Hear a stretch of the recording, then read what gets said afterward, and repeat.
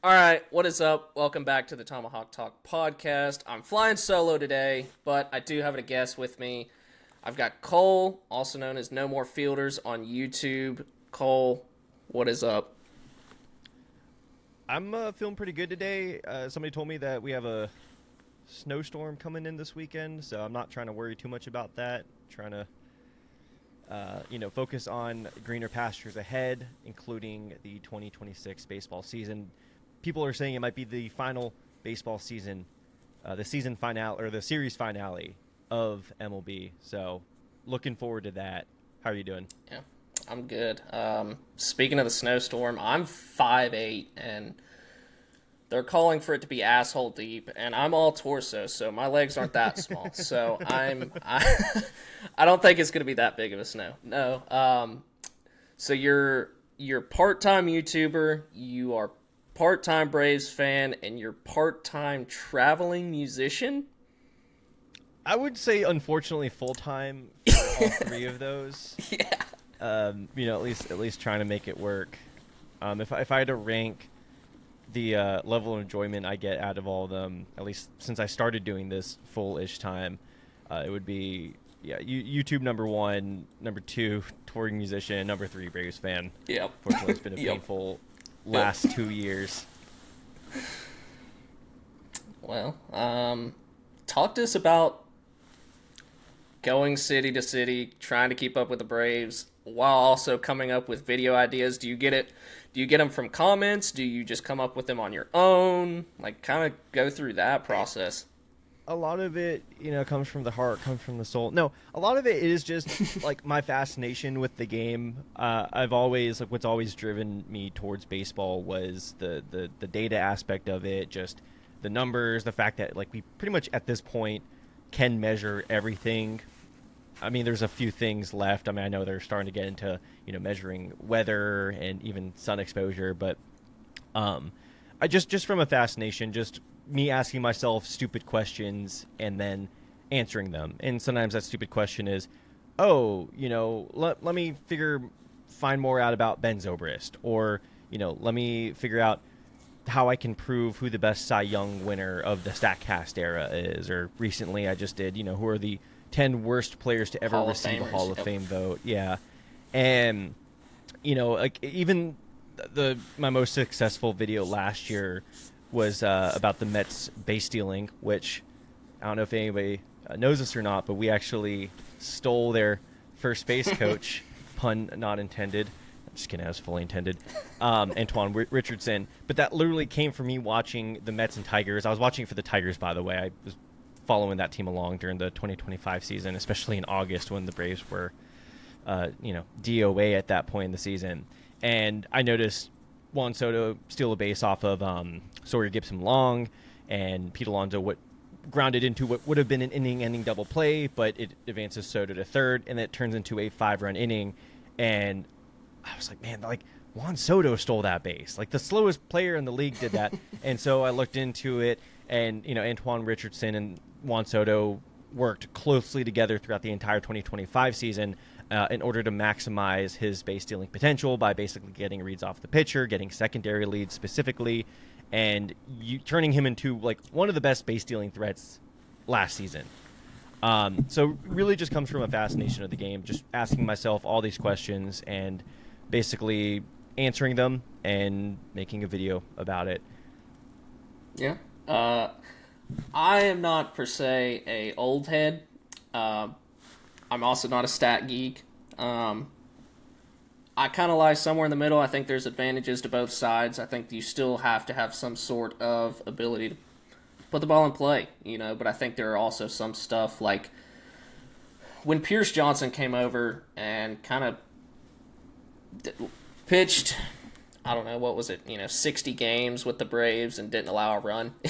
Basically, when he came over, it felt like that's when I kind of started getting a little more into the analytical side because he sucked in Colorado. And the Braves dug and found something. What, for you, is, it could be a statistical category, it could be anything. What is something you look at for a pitcher and a hitter to determine, under the hood, this guy could probably have a really good shot at figuring something out, or kind of stuff like that, even with a pitcher too. Oh man, so that's a good question. So yeah, obviously it's a lot different with pitchers and hitters. With pitchers, I will say, at least publicly, we know a lot more. Pitch modeling has been around since 2015. I mean, that was one of the first things Statcast really uncovered. Hitting, we're just getting around to. There's bat speed, there's attack angle, attack direction, swing tilt. I mean, there's so much under the hood stuff. To me, I actually think it does matter hitter to hitter. And I think that's something a lot of old heads don't understand, is that analytics aren't just trying to fit every player into the same box. It's about maximizing the tools that they have. Like I look at a guy like Michael Harris, and look, I understand this man is never going to be a guy who walks a lot. It's just not going to happen. But there's stuff under the hood that we could maximize, and I kind of hate using this word, but I kind of love using it at the same time, like optimize necessarily. So for pitchers, like just I guess a stat that if maybe they're not having a great year, the one stat I would look at to maybe figure out greener pastures or better results in the future, probably something simple actually, like K- walk percentage. That one's simple, easy.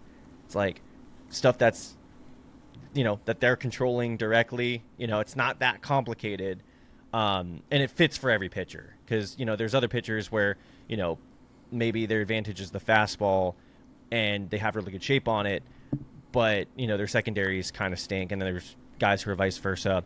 For hitters, kind of, I mean, like probably like X-Wobicon or something. I'm a huge X-Wobicon guy. It's like, and that one's stupid. Like, I understand that one's kind of silly.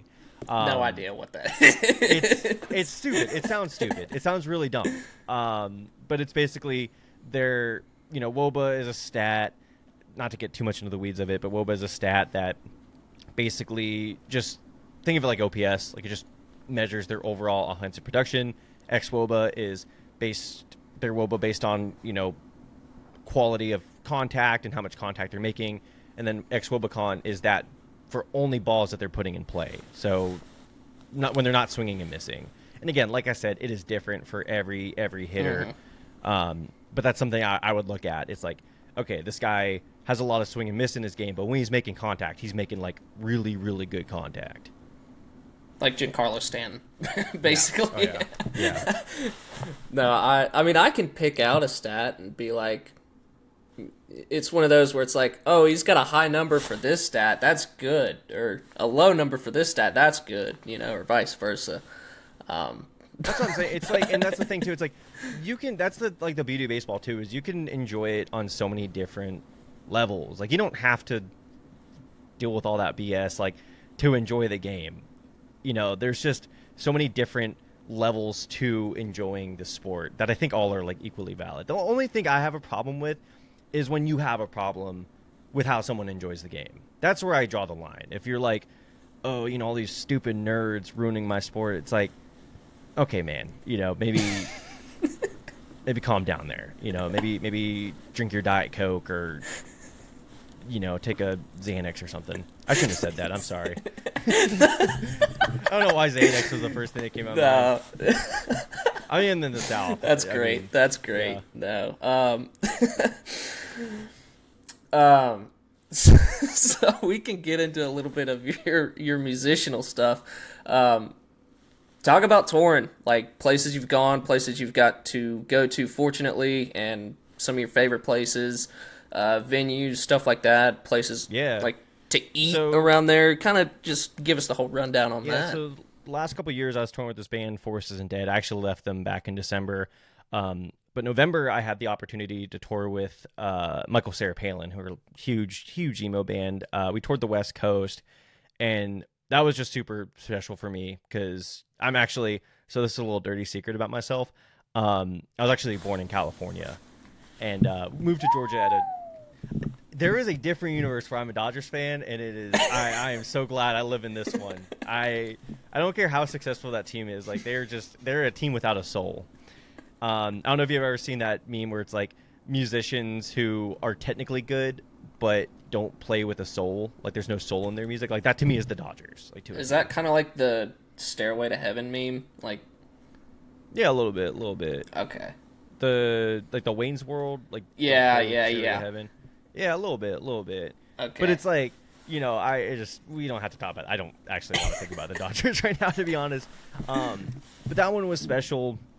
Some of my favorite things to do in every city I go to is obviously I like to walk around a lot. I mean, I'm a fairly active person. I run half marathons, and I always try to find either if it's a minor league ballpark or obviously major league ballpark. While I was on the West Coast, the venue we played at in Colorado or in Denver happened to be literally down the street from Coors. Like it was like a 3-minute walk. It was awesome. When I was in Seattle, I made sure I checked it. I already went to a game at T-Mobile, but always just like going back. My friend baseball historian took me to Dodger Stadium. Unfortunately, we couldn't walk around the parking lot because they were having Camp Flognaw that weekend, so the entire parking area was closed. But yeah, I mean, some of my favorite cities I've been to. Oh, I'm about to piss off a lot of people here. You ready for it? Bring it. Okay. One of my favorite cities I've been to on tour. Been there twice. And maybe I just struck lucky by going to the nicer areas around the city. And I will say where the ballpark is sucks. Like it flat out sucks. It's like outside the city limits. Is Philadelphia though. I very much enjoyed my time in Philadelphia. All right, and he is now kicked. No, that's great. Some other cities I've enjoyed. Philadelphia. I hate to say it. Because it kind of combines. Because I'm huge, not a huge history buff. Like my brother is a huge history buff, but I'm fascinated by history. So you got that component of it. Some culture there. Philly cheesesteaks are good. It's walkable, which again, I'm huge on walkable cities. Fortunately, it's a very fortunate part of my personality that I just have to grapple with. Let's see some other cities. I mean, I've been to pretty much everywhere in the U.S. except for the Midwest. And even then, I've toured to Chicago and Columbus. Never St. Louis though. Been to Texas a couple times. Not the biggest fan. I mean, Dallas. If you live in Atlanta, you've never been to Dallas, and you think Atlanta's roads are bad, like you think Spaghetti Junction is bad, Dallas is just like all Spaghetti Junction. The entire city is Spaghetti Junction. Some of the worst urban planning ever. I didn't like Mesa, Arizona that much, to be honest. All right, I gotta be positive here. I mean, I obviously really enjoyed Denver.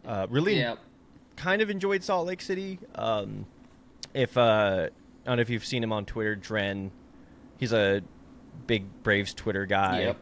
He actually came to the show, and he was awesome. Sent me a couple awesome Braves patches. So they're basically based on like band logos, but it has like Michael Harris's name and Matt Olson's name. It's really, really cool. That's sick. So are you driving or flying? So the West Coast, we flew out. We flew out for the West Coast show. But if it's East Coast, like pretty much if it's like east of Texas, like Texas or east of Texas, yeah, we're driving. So how does one from LA or one from California become a Braves fan is my question. Long story. So yeah, my family moved from Los Angeles to Florida. There's another reality where I grew up a Marlins fan.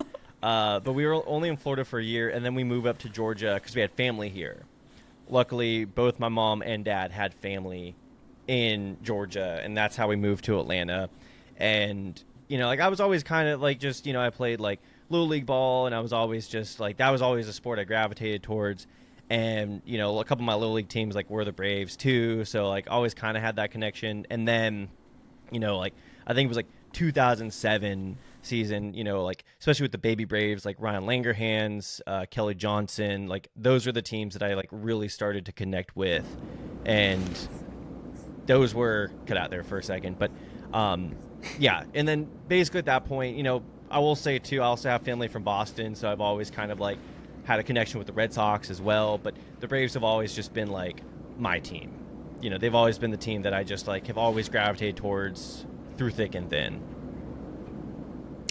I went up to Boston and loved it. Boston's Loved it awesome. up there. I It's will say awesome. like Boston is like a better version of Philadelphia. Like Philadelphia is like the watered down Boston, but again, like they're still good cities. Yeah, yeah. Oh wow, that's that's crazy though. Um, Yeah, yeah. Thank God. Like, yeah. I want to talk a little bit. So you do a couple different series on your YouTube, and one of my personal favorites is the replacing series. one of my favorites too. Talk to me about that, how you got the idea from that, and the work behind it, because those are 45 to an hour long videos. I mean, those must take a shit ton of work to do. So, Yeah. kind of take us behind the scenes on that. So this one's fun actually. So I don't know if you know Foolish Baseball. He's pretty much, I would say, the Yep. top dog in the baseball content sphere. I mean, he just everything he does is amazing, and everything touches gold. Super nice guy too. Braves fan, which we're very lucky for that. And he released a video way back when, 2019, 2020, like almost half a decade ago at this point, detailing Yankee center fielders and how the Yankees sneakily were one of the best teams at developing or drafting or acquiring center fielders. And, it goes underreported because when you think of the Yankees, I mean, obviously there's Mickey Mantle, but like you think of, Babe Ruth and, I don't know, Derek Jeter. And it got me thinking about how teams address certain positions and how it says a lot about the team and how, there's just kind of like a through line there. And it just, I gave me another way of thinking about the game. How does each team address a position throughout the years? And so first I was like, oh, what's like the worst combination of team and position? And I came across Royal shortstops. Like until Bobby Witt Jr. came into the picture, this was like one of the worst teams at developing, acquiring, just rostering shortstops. I mean, they like, I could just go through like all these names in horrible seasons. Sorry, from UL Washington to Alcides Escobar. And, I did that video. That came out in 2022. And then I thought about, well, what about teams where they had the position set? They had like this legend who basically, every year you just pencil their name in. You don't got to worry about it. Your Derek Jeters, your Chipper Jones, Ken Griffey Jr.'s even, Joe Mauers. And then what happens after they retire and eventually if they leave the team, what happens then? And that's where I kind of got the idea for it. So the first video was replacing Jeter because I was thinking, how did the Yankees like address shortstop after Derek Jeter? Because they didn't have to think about shortstop for 20 years. That was their guy. Same thing with Chipper Jones. I know they played him in left field for a couple seasons, which is weird, but he was their third baseman. Even later, even 2012, I mean, we didn't have the DH in the NL by that point. He was manning third. And that was just so fascinating to me. Like it just, because a lot of these teams, like they're very unprepared. You get a lot of crazy stories. I mean, I don't need to talk about, Hector Olivares or Adonis Garcia. Adonis Garcia. Yeah. Like, but it's funny, like how do you go from Chipper Jones to Adonis Garcia? It's crazy, and it's just that's the stuff I like answering, and like it's just a fun way to like frame something I became really interested in instead of being like, oh yeah, let's talk about twin center fielders. It's like, okay, whatever, bro. But let's talk about how the Twins handled center field after Torrey Hunter left. It's really fascinating to me, and I'm really glad that the series has like caught on and has like its base of people. I mean, I'll literally like every video I release, people will say, somebody just suggested I do a replacing Kirby Puckett, which would have been a better example to use than Torrey Hunter. But Yeah. Yeah, it is by far one of my favorite series. Replacing Griffey will be coming out in March. I'm super excited about it because that one is such a fun through line. Yes. I'm trying to get Mike Cameron to be on it. The only thing is I need to get Twitter verified to be able to message him because he's super active on Twitter. He would be such a fun guy to have on. I mean, he seems like such a cool, positive dude, and I'm sure he would love to talk about basically doing Griffey better than Griffey was during his time there. So I'm sure you've probably thought about it, but I've noticed a trend in some of the ones that you have done here recently, and obviously the Griffey one. Have you noticed that certain teams have certain strengths, or they just have certain powerhouse positions, like Chipper Jones to Austin Riley, Barry Larkin to Ellie De La Cruz, the Griffey to J-Rod. I guess the ones you could probably not go off of is, I guess, the Twins, Mauer to the threesome of catchers they used in 2019. Was it 19? Oh, yeah, Garver, Astudillos, and I think it was Castro. Yeah, unless he was hurt that year. Totally. I mean, there's just some teams that are just better at identifying talent at certain positions or developing them there. And something I do want to get into is like the influence of that player post-retirement. It's something I overlooked for a couple of players. I wish, like, even replacing Chipper, I wish I talked about Chipper's influence on that team post his retirement. Because, he was, I wouldn't say like instrumental necessarily, but, he's a guy who, has helped like players like Michael Harris and obviously Austin Riley. Derek Jeter is a different case because he just seemed like he immediately became the part owner of the Marlins and wanted to do his own thing.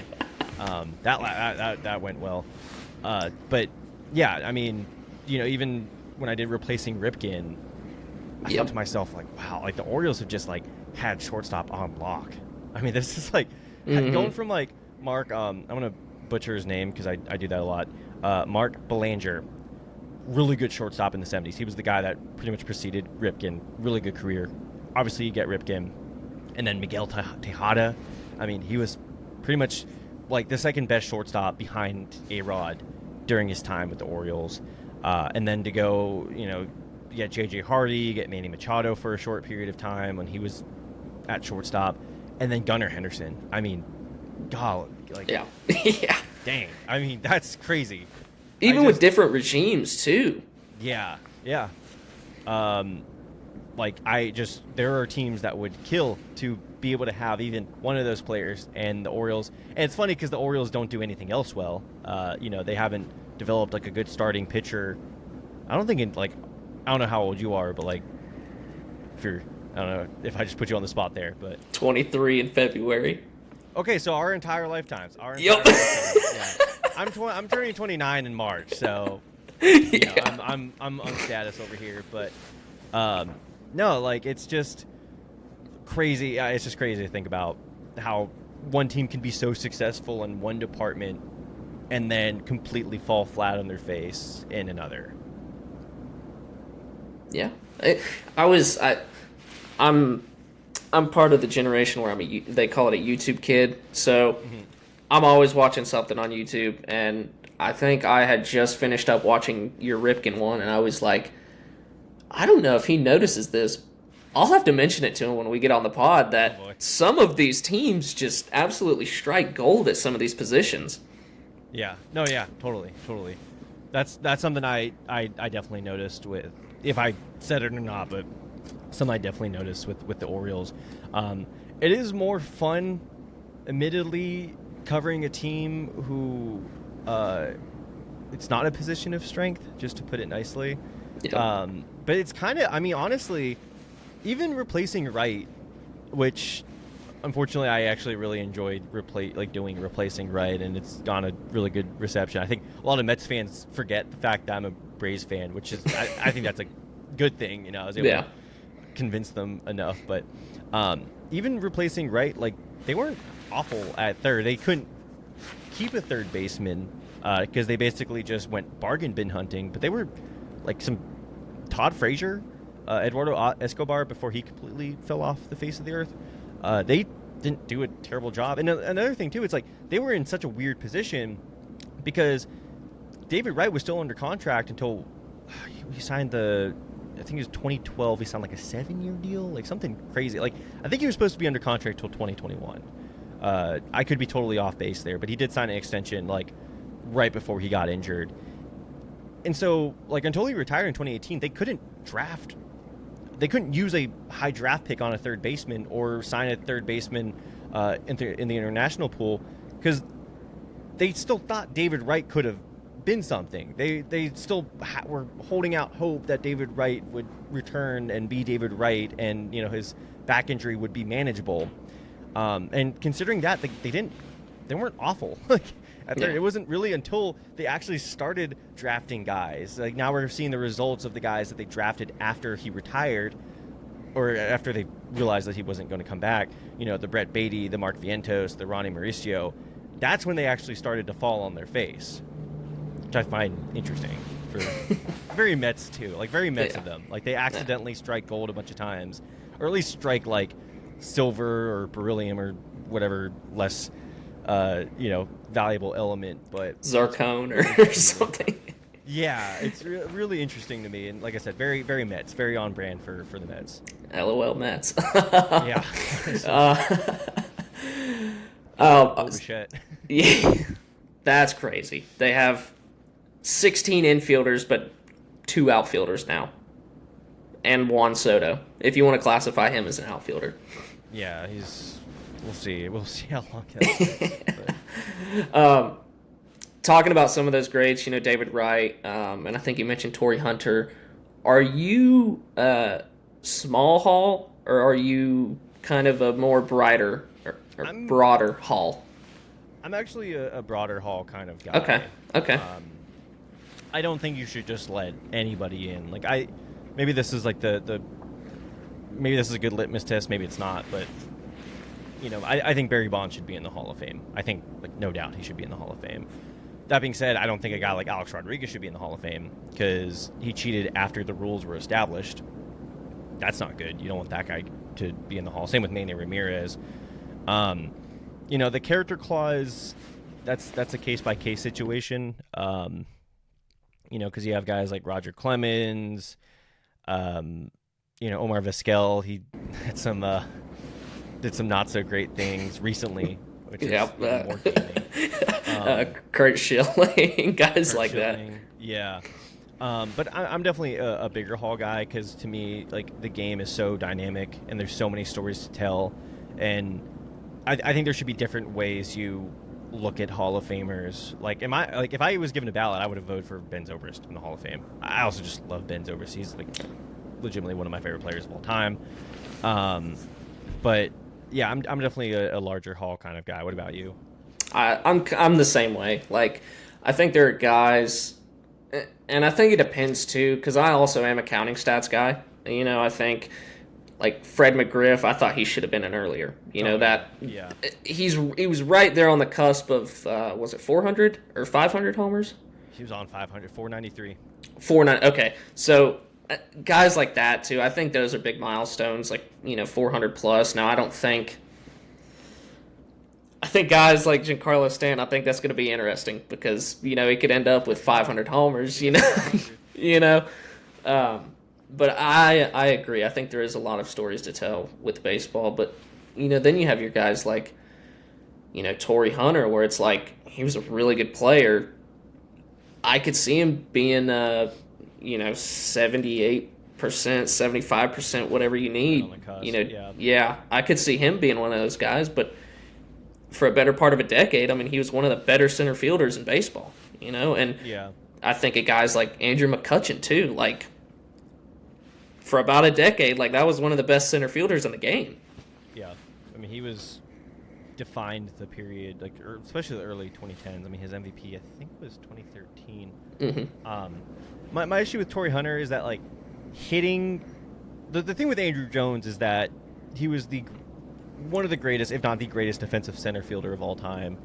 And he also hit 434 homers. I mean, to me, like, that's just a lot. Torrey Hunter, unfortunately for him, like the offense wasn't like quite there for me. Yeah. Yeah, like it just was a little bit lower than like my internal threshold. Andrew McCutcheon will be interesting. He's kind of like, to me, like a Bobby Abreu case, who I know he's a litmus test for a lot of people. Like he's kind of like a turning point for a lot of people. Where it's like he was never at any point like a top 10 player in the game, but he was always close. He was always, and he played for some really, really bad Phillies teams too during his prime.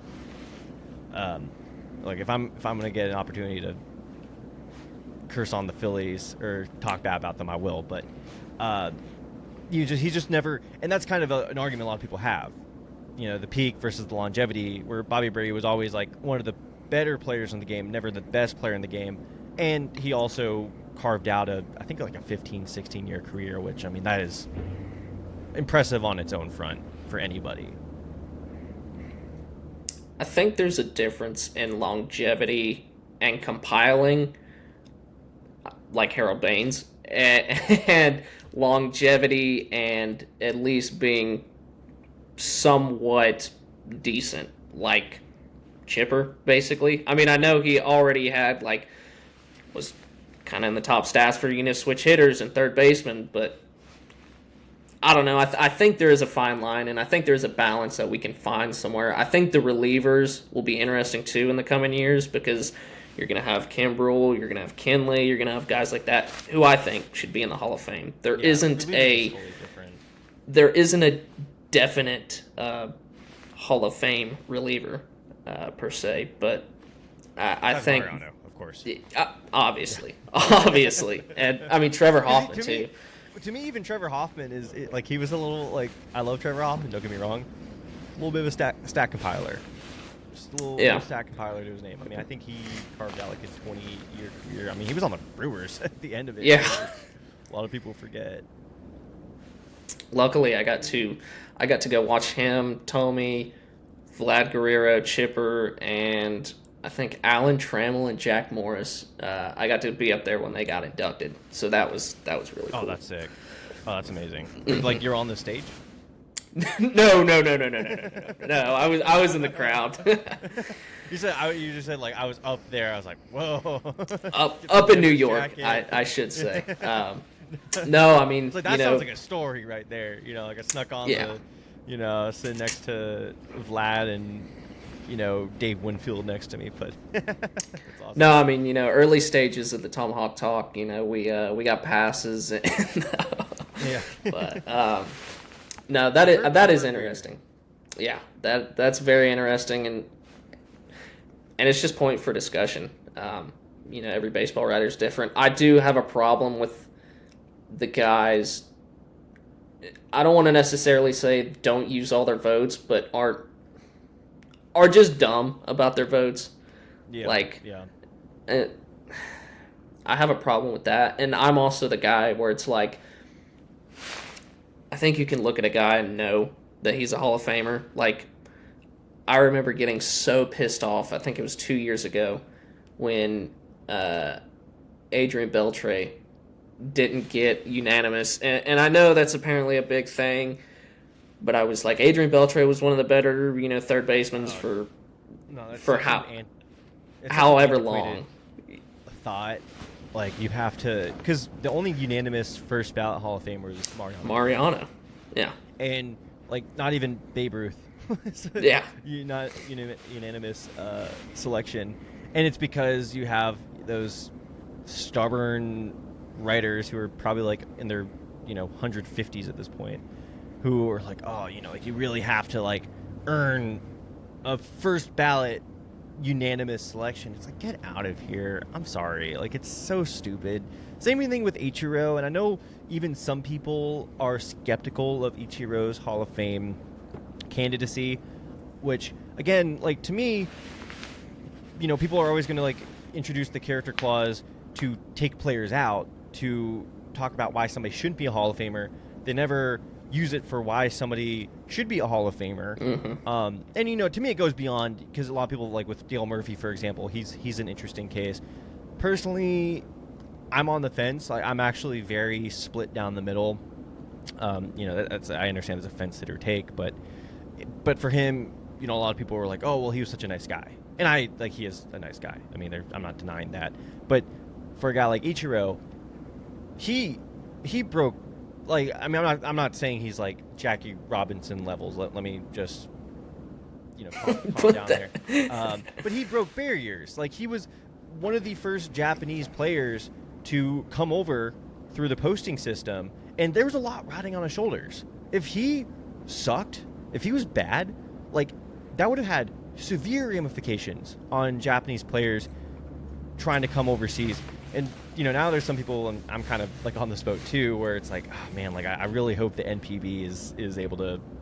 I'm not survive necessarily, but I hope that they're able to like retain some of their talent, because it feels like we are just kind of like taking all these players away from them now. Yeah. But that was huge.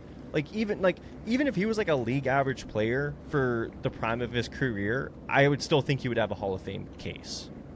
Not saying he should be a shoe-in or anything, but like that's a really big deal what he did. I don't think enough people like really appreciate that, especially the ones who don't think he should be a Hall of Famer. Yeah. I started like kind of really getting interested like league wide, because I mean, obviously you start watching baseball, it's at least for me, it's the first couple of years, you're watching your team, and then kind of as you get a little older, you get more league wide. So I think Ichiro was on the Yankees when I first kind of learned a lot more about him and kind of who he was, and him being so close to 3,000 and kind of stuff like that. Yeah, he was, again, like, even if he wasn't a great player, I still think he has a case. But he happened to be like one of the best players, and also too, like, you want to talk about variety of the game. I mean, this was a guy who won an MVP in 2001 during the height of the steroid era. I mean, that's insane. Like, I'm not saying that that's like Hall of Fame worthy, but that's insane. Mm-hmm. I mean, this guy was basically bringing like an old school brand of baseball. I'm talking like 1900s, 1910s brand of baseball to the league, and doing it well. Like, I don't think it's crazy to say that without an Ichiro, we don't have a Shohei Ohtani. I don't think that's like crazy to say at all. Yeah. But yeah, you want to talk some Braves? I was actually really. Let's talk some Braves off. Yes. I was just getting ready to say we've gone so long without talking. Coming off 2024, 2025, very underwhelming seasons. Alex went out and got everything done pretty early. Obviously, the Ha-Seong Kim injury, signing Jorge Mateo. What would you kind of take me through before the Kim injury of what your thoughts were, and then now that we know about the Kim injury, what needs to be done? What pieces need to be shuffled? What needs to be done? I mean, obviously, Mateo's probably going to be your third string shortstop, but take me through that. Yeah, I loved every single signing. There's one signing I'm on the fence about, and I was actually, before hopping on, doing some research. So loved bringing Iglesias back. I know he struggled in 2025. He should just never throw a slider to a lefty again. I don't know who told him to do that. I don't know if it was like a Impractical Joker situation where, Q was, in his pitch calm, was like, oh yeah, throw a slider to Trent Grisham, or throw a slider to that guy in the Reds. I think there's still a lot left in the tank for Raisel Iglesias, and relievers are always going to be volatile, like just by nature, they're volatile. They only get 50 innings a year to prove themselves, and they have to prove themselves in some of the most high leverage situations this game has to offer. So I like that one a lot. I was at 18 million for 16, I believe. 60. Oh, even better. So Mike Yastrzemski, I like a lot. I think Mike Yastrzemski is like the definition of boring. I mean, he is a boring player. But guess what? Boring is exactly what this team needs. You need somebody who you can count on for a 110 OPS plus, is going to give you good at-bats. And two, another thing that I don't think a lot of people are really appreciating is that, just depending on health and everything, we're not going to have to see Jurickson Profar in the outfield as much. And that's huge. Because I don't know about you, I hated watching Jurickson Profar in the outfield. That was painful. That was just oh my gosh. Hold on. Besides that now, one catch, I know what you're talking. I know what you're bringing up. What was that to Rob William Contreras? No, I think it was against the Marlins. Okay, yeah, that's right. But I know the home run robbery, that was cool. You know, he got that moment. Everything else though, I mean, this man looked like he was moving like in slow mo in left field. It's like having Eddie Rosario out there all over again. It's like Eddie Rosario if you like put glue on his cleats or something. Like it just was, painful. So Jurickson Profar gets to be a DH, and then we'll see what the situation with Drake Baldwin and Sean Murphy looks like once Murphy comes back. I mean, we'll see what he's looking like in spring training. I mean, he's not going to get his spring training, but just see his condition. The one signing I was skeptical of, and I still am skeptical of it, is Robert Suarez. I want to know what your take is for it.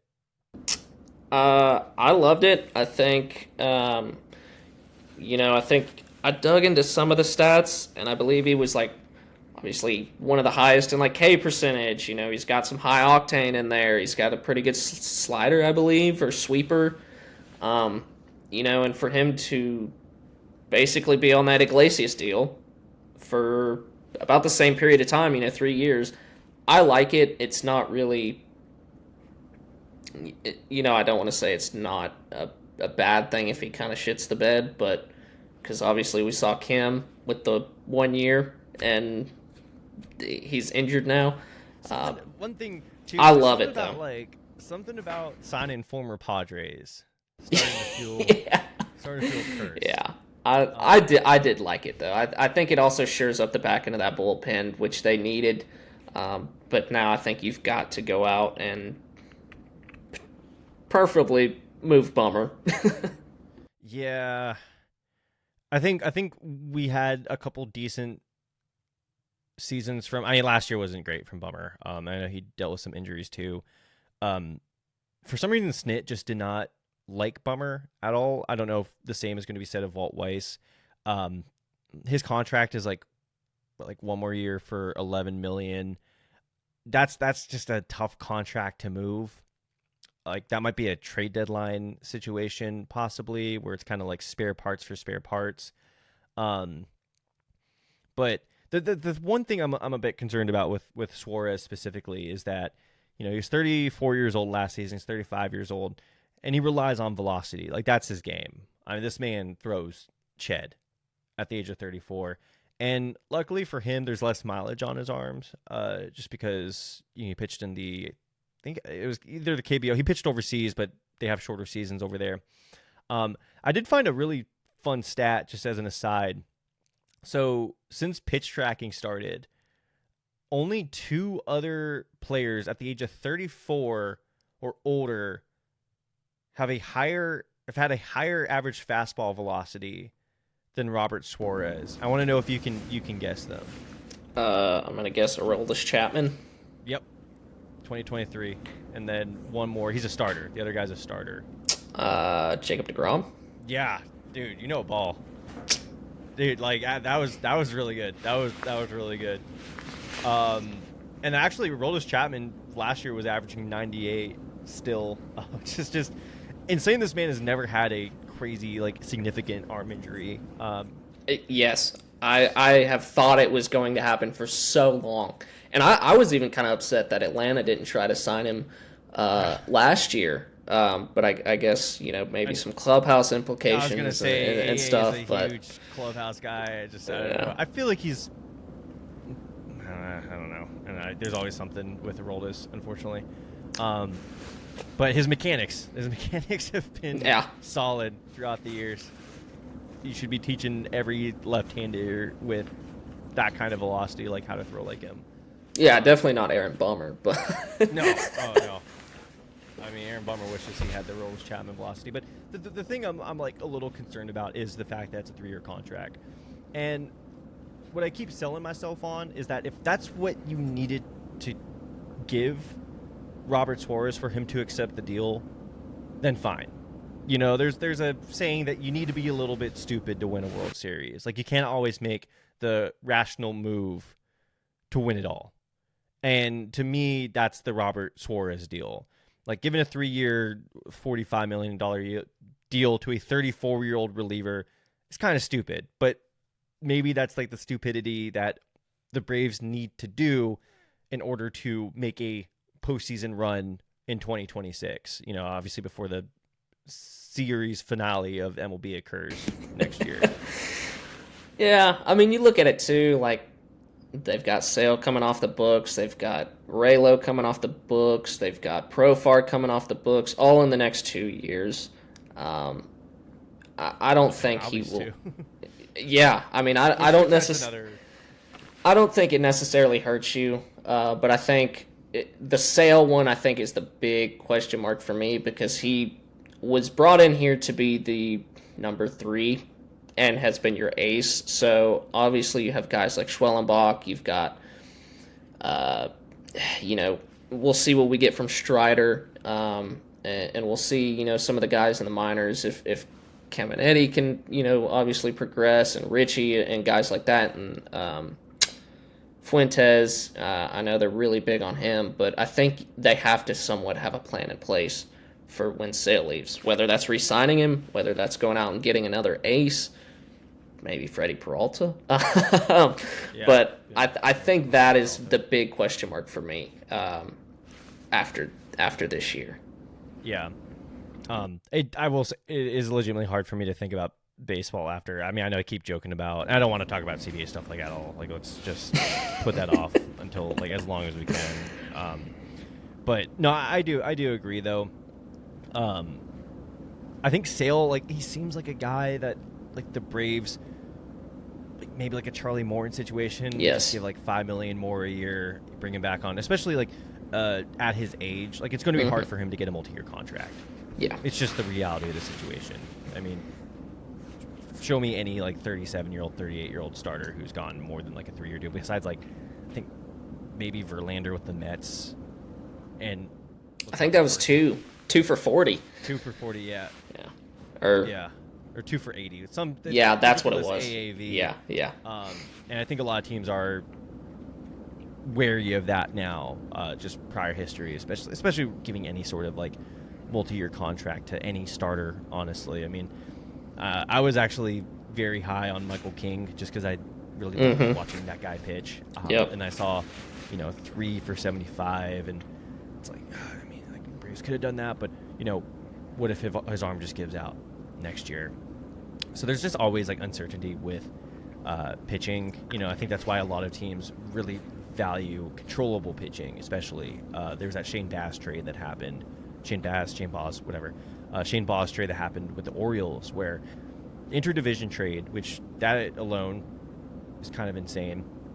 And then, they gave up 4 or 5 like flyer prospects, but that's still a really big package for a starter who hasn't really done it consistently at the big league level, but it's because he's controllable. And he's also already had the TJ surgery.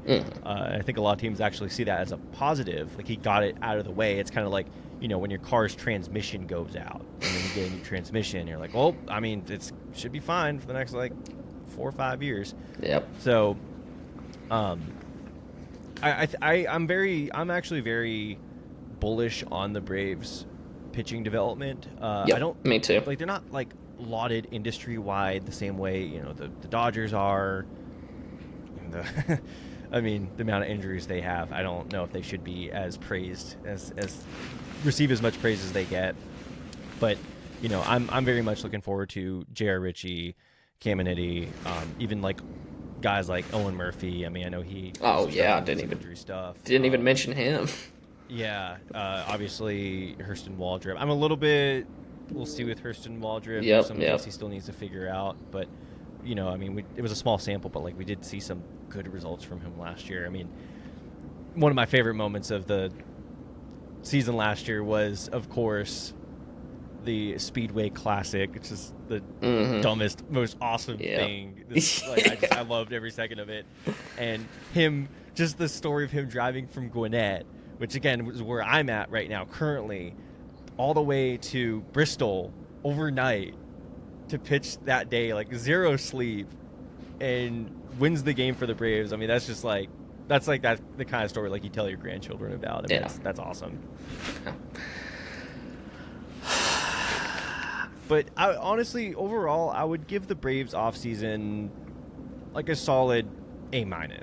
Yeah. You know, it's kind of impossible for this team to make the big splashy free agent signing. That's just never how this team has operated. I still think the biggest free agent contract we've given out was what, like BJ Upton. Yeah. And I think that was Never again. five for 75. Six Yeah, it for wasn't even- 6. I thought it was in the 100 million, but like I might have been 5 or 75. Which is Yeah. insane. I mean, we pay people. Mm-hmm. You know, we like our pre-arb deals. You know, which is fine. I mean, it's funny. We can get into that debate too about, you know, is that a good thing or not? Because I think a lot of teams have tried to replicate the Braves formula, and they've done it with a lot worse results than we've gotten. But yeah, I think we can talk about it. I mean, I think it is great. You know, Ronald got 100 million. He had 2 ACL surgeries. That's the first thing you have to pinpoint is he's missed 2 full years basically with ACL surgeries. people don't really talk about that. Yeah, they have paid. I mean, obviously, like right now, you know, it's you know a steal to say the least. Yeah. Of a contract, but you know you're getting these guys to where it's like, okay, we're buying out 1, maybe 2 years of ARB. You're gonna get paid guaranteed. Doesn't matter if you run over and break your foot. With a semi tomorrow, you're gonna get paid. And I think guys, it's like I look at Ozzy's contract and it's like, I think they probably should have upped it out of pity. But, yeah. I mean, look at, Matt and Austin. Like, those are fairly decent contracts, Probably a little bit below market value, but... Yeah, by design. They're not scraping for pennies, basically. Yeah. I think it is interesting, though, they didn't try to give one to, like, Michael Soroka after his kind of first year and a half, 2 years, which I'm glad they didn't. But, I think that's kind of Alex's MO is to not give pitchers those contracts. Because the only one he's given the pre-arb to was Strider. And actually, I mean, we'll see. I mean, next year is when he gets, like, the big raise, and we'll see what that looks like. But, I mean, even looking at Acuna's contract, and just bear with me, like, Acuna's, like, one of my favorite players of all time. I mean, the way I describe watching him in 2023 is that, like, it made me feel like a kid again.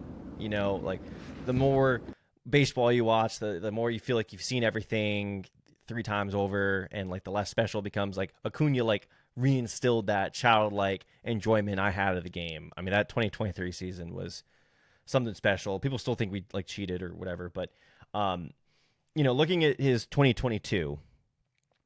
Well, let's look at his 2023. So he made $17 million in 2023. He had 3 years of service time, so that would have been his ARB 1 after 3 years of service time. Yep.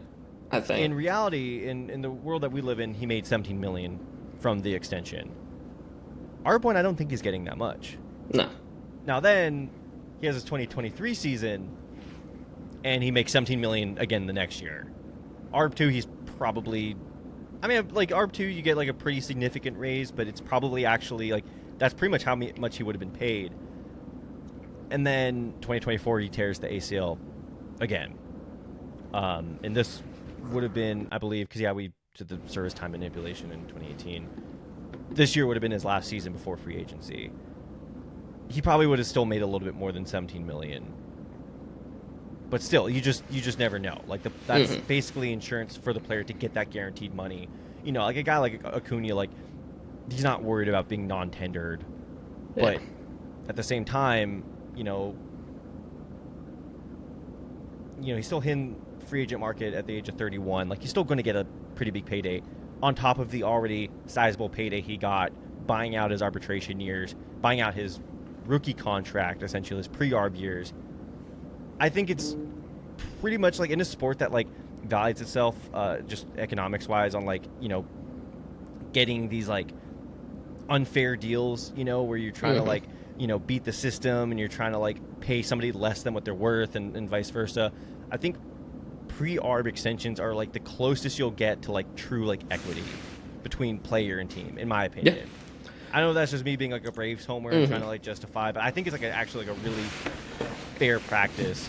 The only thing I'm a little worried about though is that we gave it all of these extensions when we had Dana Brown as our head scout. Now he's with the Houston Astros. There is a part of me that wonders how much Dana Brown's direction led to some of these contracts being given out, because I would say we've had a pretty good hit rate so far. Yeah. I mean, Austin Riley, say what you want, I still think he's going to be like totally fine next year. I think the intercostal strain that he suffered in 2024 had a lot to do, like even this year, because it turns into a sports hernia. I don't know how long he was dealing with that for, but to me, he's still got the tools, he's still got the acumen. Ron Acuna Jr., obviously Ozzie Albies, I mean, that was a steal. I think we've had a pretty good hit rate. We'll see going forward what the success rate becomes without Dana Brown as the lead scout. But, I mean, we'll see. Drake Baldwin gets an extension. I mean, we'll see. I hope. So, one last thing I want to touch on that is, you look at a guy like Corbin Burns, for instance, is he a Boris guy? I think he is a Boris guy. He seems like a Boris guy. Okay, take agency off the table. Even if you give a pre-arb deal and you buy out no free agent years, or one at the max, I think it saves both sides a lot of headache, because you look at what the Brewers did to Corbin Burns, and after arbitration, he's like, "Get me the fuck out of here," Yeah. So I think that's a good side of it too, where it's like nobody's feelings are going to get hurt. Both sides have agreed to the deal. We don't have to worry about arbitration, and it's like it gives the player control too. Like they're allowed to negotiate these contracts. When you give it to arbitration, like if they don't agree on a number, it goes to the hands of an arbitrator. A lot of them, I mean, the process is like kind of opaque, weirdly, but I've heard stories of like a lot of them don't even like watch baseball. Yeah, yeah. They're just neutral third parties. Yep. I don't like. Are you kidding me? I don't want to like let my contract situation in the hands of somebody who doesn't know anything about what I do. Well, we can touch on Drake Baldwin. I have made the bold claim that I think that Drake Baldwin will be better than Brian McCann. Whoa. Dude, that's like a flaming hot take. I would love that. Brian McCann was awesome. He was. Okay, he was my childhood catcher. I mean, okay. I was gonna say, because I feel like he would have been a little bit before your time, but I guess yeah. He was with the team in 2012 and 2013, because he was awesome. I mean, Brian McCann, like that was another one of the baby Braves. Him, like I said, Langerhans, Vancouver. Yeah, that. Oh my gosh, I would love that. I would absolutely. The thing with Brian McCann though is like Baldwin is still developing defensively. Where like Brian McCann like was weirdly a polished catcher. Yeah. Like at a super young age. I mean, like that's some like anomalous stuff right there. I like it. I like that take a lot though. And then it kind of gets in the issue of like Sean Murphy, because it's a good problem to have, but now it is, you do ask yourself like, what do you do here? The Braves have always, like really since Brian McCann, have always ran a two-catcher system. Like it's almost like I would say 55-45 split time. You got Tyler Flowers, Kurt Suzuki, you got Travis d'Arnaud, and Sean Murphy, or William Contreras. Yeah, William Contreras. Like it's always been a split situation. I think while Drake Baldwin is still pre-arb, while he's still making league minimum, you don't really have to worry about it too much. But at some point, like, the bill collector's going to come, and you're going to have to make a decision. And maybe that decision is this season, even. Do you think the Braves should keep Sean Murphy, like, throughout the entirety of his contract, given that you think that Drake Baldwin's going to be the next Brian McCann? I love Sean Murphy. I've got the jersey. I think what he brings is irreplaceable. But I think that, I look at a guy like, for me personally, I think Drake Baldwin, I think his defense is fine enough to be an everyday big league catcher. Yeah, Obviously, oh yeah, we it's know what the bat is.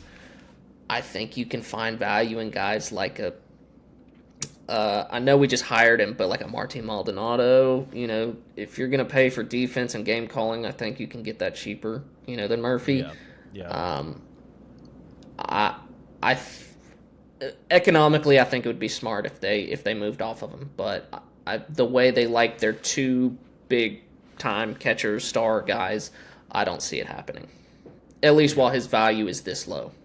Yeah, I mean, like it's a situation where I don't know when Murphy's a free agent, but I mean, if he's a free agent while Baldwin is in ARB1, ARB2, I will say too, huge advantage keeping the DH open. Yep. Because that's something I think now that Ozuna's gone, and Ozuna's time with the Braves. I mean, one of the craziest roller coaster rides any of us have been on as Braves fans, and we've been on plenty of roller coaster rides. Keeping the DH spot open is going to be huge. And, I could see a world where both Murphy and Baldwin get at least, 350 plate appearances. Obviously, Profar complicates that too. If he's also taking up the DH spots, you want to give Ronald some DH days. But it is a good problem to have. And I do also think that for the time being, again, I don't know when Murphy's contract is up, and that's something I should know off the top of my head. But sorry, guys. Sorry I don't have that information on me.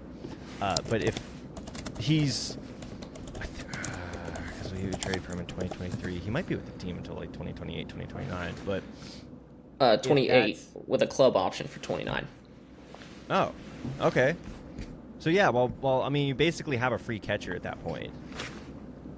So I think platooning them, giving Walt Weiss those options, I think it's fine for the time being. I mean, we could literally have the greatest catcher in the game, minus besides Big Dumper and Will Smith, for the next 3 years.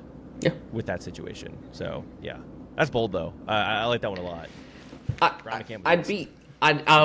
agree. I love BMAC. I'd be interested to see the comparisons of I know there's not attack angle, but if there's a way for swing decisions, statistics on certain counts with runners in scoring position, kind of stuff like that. And I mean, obviously Brian's probably going to blow him out of the water defensively, but I think Baldwin's bat is going to be better all around than Brian's, just because of the type of hitter that Baldwin is. Again, I mean, Brian McCann was really, really good. Oh yeah, I'm not saying that Brian McCann was a piece of shit. Yeah, just for reference here, because how old was Drake Baldwin this year? Because he just graduated college too, which also awesome for him. I love that so much. Yeah, so he was 24. Okay. I don't want to burst your bubble, but I this is more about how awesome Brian McCann was, and not to dismiss Drake Baldwin. Brian McCann, at the age of 22, hit 333 with a 388 on base percentage, a 572 slugging at the age of 22, while catching full time, his first full season catching. Again, Brian McCann in my mind, you want to talk about guys who could have a sneaky case for the Hall of Fame. Brian McCann, to me, has a sneaky case for the Hall of Fame. And I agree. I think he is. I know obviously he transitioned to DH later on in his career, but I think he's on par with Victor Martinez, at least in F4, I believe, for catchers. Yeah, I his framing has a lot to do with that. But I can try to just pull up their age 24 seasons real quick.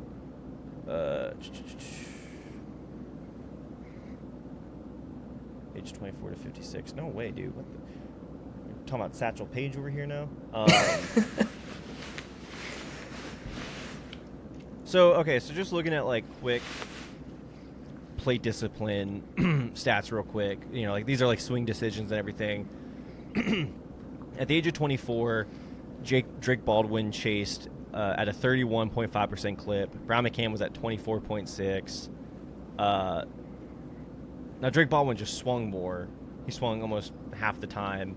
But honestly, if you look at like swinging strike percentage, I mean, Drake Baldwin was at 8.3. Brian McCann was at 6.7. That's what I'm saying. Like, Brian McCann was just like an advanced hitter. Yeah, 6.7. Funny stuff, by the way. A lot of people think that because I'm 28, I should hate things that kids enjoy. But I'm like, that's funny. I don't know. I would have found that funny when I was like that age.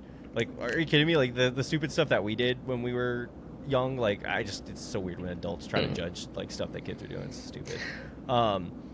That's what I'm saying though. Like, Brian McCann was Brian McCann was the man, dude. Like, he was just we're talking about like a generational catcher.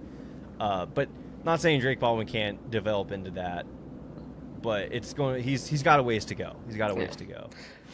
That's my hot take. I'm not shitting on B-Mac. I love B-Mac. Like I said, childhood catcher, all of that. That's just my hot take. Maybe it's recency bias. I love Drake Baldwin though. Drake Baldwin, because like again, we're comparing. I mean, we're comparing like Picasso to like Michelangelo here. I mean, these are like two greats. I mean, Drake Baldwin could have a potentially an amazing career. I mean, he had one of the best seasons for a rookie catcher like we have seen in quite some time. I mean, I guess we also have like Buster Posey, and obviously Brian McCann too, and some other guys. But I mean, to me, Drake Baldwin, few and far between.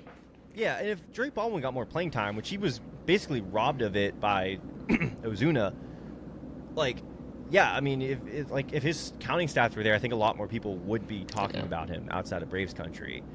And I have no doubt, like, he could have potentially an amazing career. I mean, okay, how about this? If you're Alex Anthopoulos right now, and you're negotiating an extension, you want a pre-arb extension, Drake Baldwin, how much you paying him and how many years are you paying him? If you want me to be honest, I would maybe start at the Murphy deal. I think the Murphy deal was like 7 for $70 or something. Yeah. I would try to keep it at no more than 15, but try to keep it between that 10 to 15 range for, and buy out a year of free agency or whatever. Yeah, Murph was 6 for 73. I think that's a really good comp.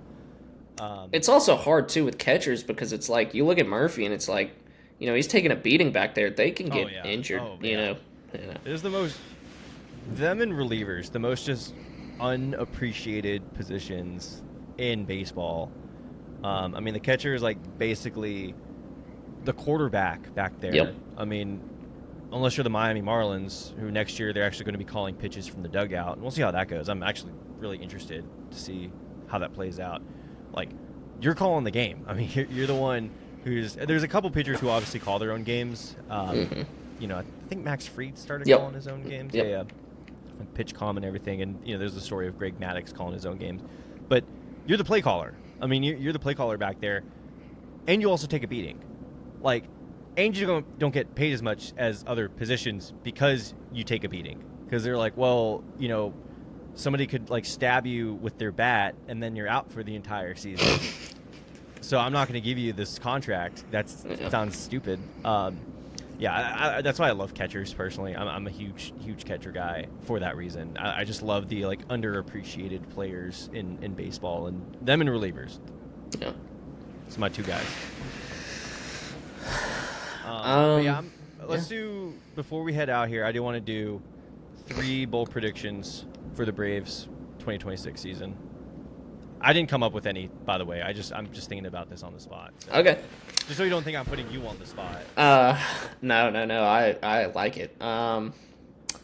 Bold predictions. Well, I think the ones I'm gonna say are not really that bold, but I mean, you had the boldest, like, hottest take of them all. So you don't have to like go crazy here. I think I'll keep it on par. I think Baldwin will take the reins. I think he'll be the starting catcher. I think that's fair. I think Matty Iron Penis. I think he will break Dale Murphy's consecutive game streak. I think he's like 40 something away or 60 something away. He's something. close. Yeah, he's really He close. can definitely get it next year. And oh god, fuck it. I'll say Austin Riley 40 homer season incoming. Let's First go. one, first of his career. All right. So I'm gonna piggyback off of your Austin Riley take. 50. What? I think he's going to have a horrendous start to the season. He always notorious does. Slow starter. He's been a notorious slow starter. Yeah. And I think it's going to get to a point where, and I talked about this when I did my Patreon replacing, where, like, people don't talk about the fact that Austin Riley is the highest paid player in Braves history a lot, and I think that's fine. I'm not complaining about that. It's just something I find interesting. Like, we're a fairly large market. You know, I think a lot of like hardcore baseball fans could easily tell you, like, okay, the highest paid player in Yankees history is Aaron Judge, the highest paid player in Dodgers history. Sure. But Austin Riley kind of flies under the radar, and I think it's going to get so bad that it's going to become a topic of conversation. It's going to be like all the Braves, like, oh my God, did the Braves just sign the worst contract of all time? June rolls around, he goes off. 40 homers, maybe, but I think at least 30. Like, I think he's going to have like basically his best season since 2021. Yeah. Like when he just went off and carried us to a World Series title. So that's my first bold prediction. Second bold prediction, I think Jared Ritchie is going to come up and get Rookie of the Year votes. I think it's going to be like a Cade Horton situation. How many innings did Cade Horton throw? Because Jared Ritchie ended the year in AAA, right? Yep. Yeah. So I think he gets a spring training invite. I think he really shows up. I don't think he's making the big league roster on day one. That's not going to happen. But I think it's going to be a point where, look, pitching injuries are going to happen. We're going to have holes in the rotation. Our depth is a little thin right now, like more thin than I am comfortable with. It's better than it was last year because a lot of these guys did take steps forward. Yeah. And I think Alex Anthopoulos, especially because he's talked about how, you know, if I'm acquiring a starter, I want a guy who can start a playoff game. He's not looking for just depth. And I think, to your point, like, he feels somewhat comfortable calling up one of these guys. Yep. You know, it won't be like a Didi situation where, like, this guy clearly is not ready for the big leagues and you might potentially be damaging his psyche. You know, even if he's pitching against the Marlins and Angels, like, it's still not great.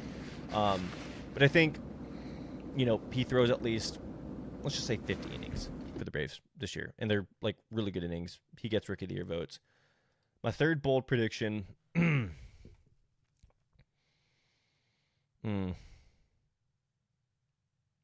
just going around the roster right now trying to... That's what I had to do. Yeah, just like, okay, do I have a bold prediction about Ozzy Albies? Like, I really don't have a bold Ozzy Albies prediction. My other one was going to be Ozzy returns back to like 30 homer, you know. I hope. I'm scared about Ozzy. Ozzy, you want to talk about some of my favorite players of all time? I mean, Ozzy is just like one of the greatest guys in the game. I mean, just like, so, I mean, one of the nicest dudes, like, on the planet. Not even just baseball. Literally on planet Earth. I'm gonna okay, this one I'm not gonna like. I don't like this hot take, but I think Jurickson Profar like stinks next year. I think Jurickson Profar posted sub 700 OPS. I think the rest of the team is going to cover up for it, and we have the depth positionally. It actually might be a good thing because, again, Drake Baldwin and Sean Murphy will get more at bats if, you know, he's not stinking it up at DH. But I think Profar has like a not good season, and it was all the steroids all along. You don't just have that kind of season being 33 and not raise suspicion.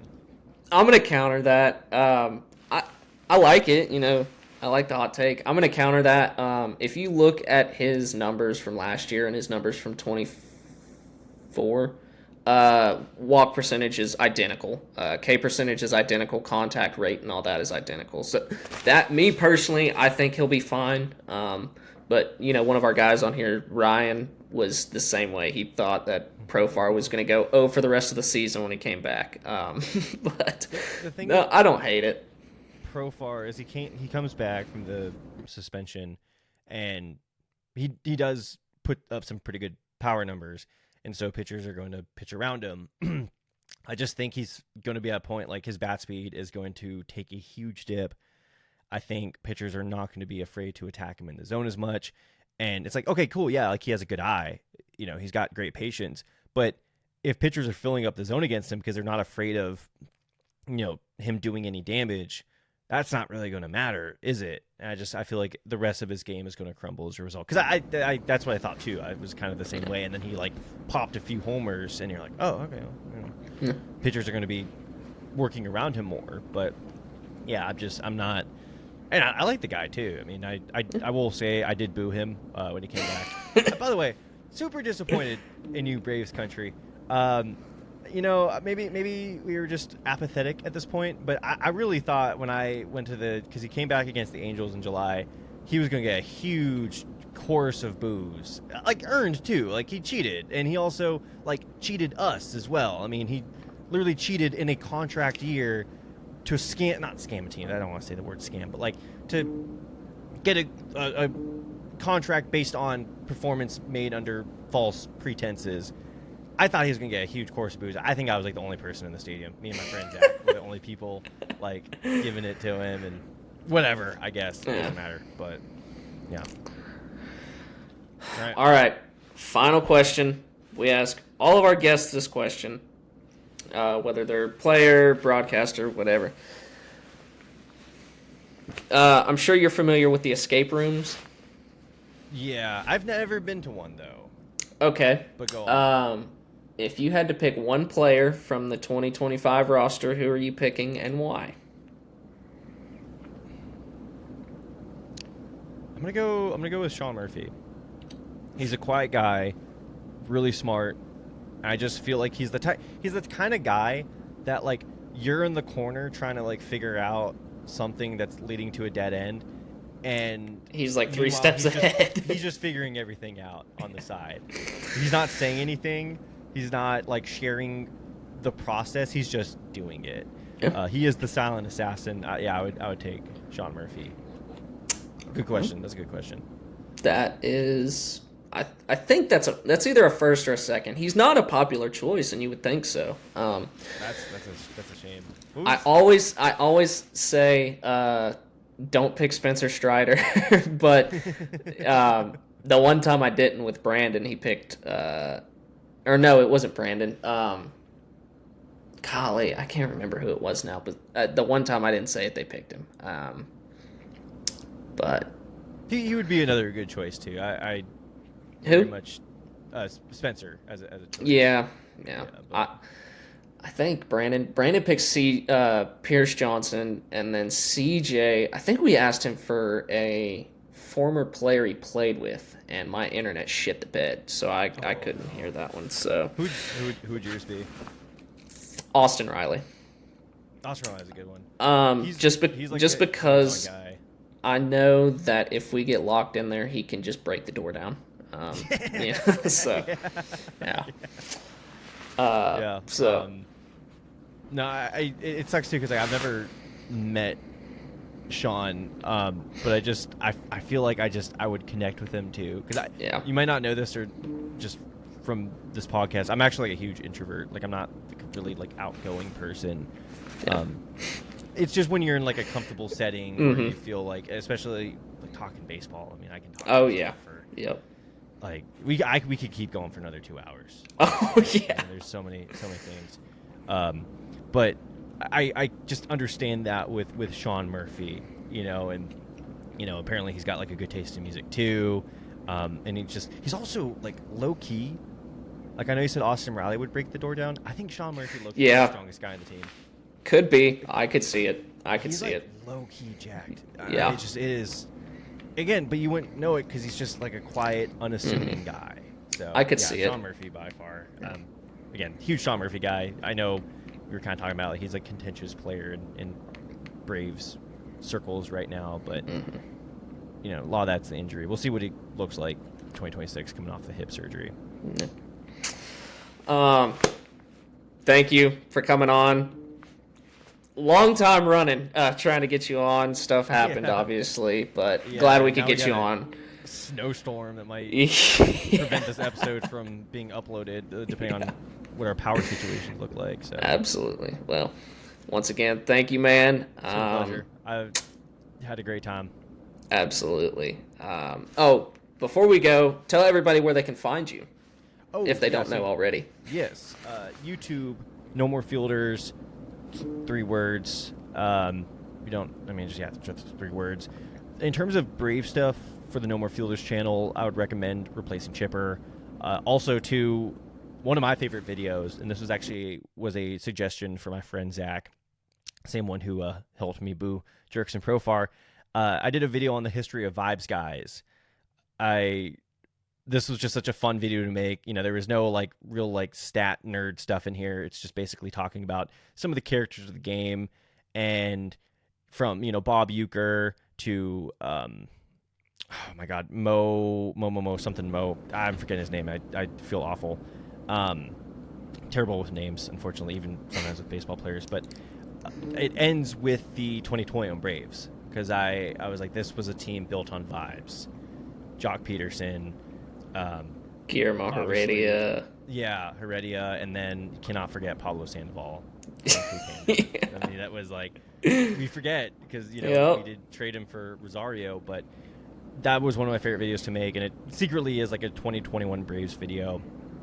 Twitter, No More Fielders, Blue Sky, people use that. I don't have an Instagram. I should have an Instagram. I don't. I mean, I have a personal one, but I'm not going to share that. I don't blame you. Yeah. Don't dox yourself. Yeah, it's funny. Even I did a video on Jerry Hairston Jr. a while back, and he actually ended up watching it. He was like, "Oh, dude, what's your IG?" Like, I'm going to share it on IG. I was like, "I'm not sharing my IG. I'm sorry." So just don't feel bad if I won't share my Instagram with Jerry Hairston Jr. Just you can make the assumptions. So yeah, it's been a blast. Yeah. Once again, thank you for coming on, man. We really appreciate it. Yeah, thank you. Brave the storm. Stay safe out there, everybody, and let's go Braves. Absolutely. Landed right on the shoulder. Hawk tour. Yeah. Let's do it again.